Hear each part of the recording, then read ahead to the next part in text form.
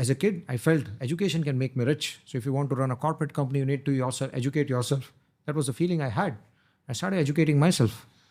During those days, I used to work whole day round and educate myself whole night.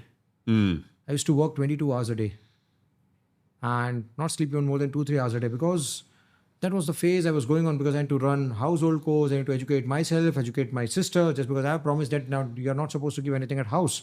And all those were the phases of hardships. And I believe I used to curse everything for that. But if those days would have been not in my life, these days would not have been in my life. Yeah. So I started working hard. I took an office on rent in one of the top 3 corporate buildings of Surat. I went to my dad and said that, Dad, I've taken an office on rent. Again, I thought dad might be happy. So some people have rich dad. Some people have poor dad. Mine was a strict dad. He was very strict. When he came to know that I've taken an office on rent, and the rent was just 6,000 rupees, it's like $100. So I went to my dad and said that I've taken an office on rent, and it was just a 70 square feet carpet area office.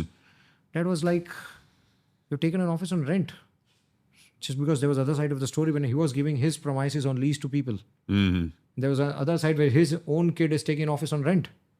So it was kind of a goodwill damage or reputation damage to him. Okay. So dad was like, you've taken an office on rent. I have no problem with that. But generally, if you're taking an office on rent, you can pay rent on next 7th or 10th of the next month. He said that if you're using an office for 1st to 30th, you need to repay the rent by 30th itself. Okay.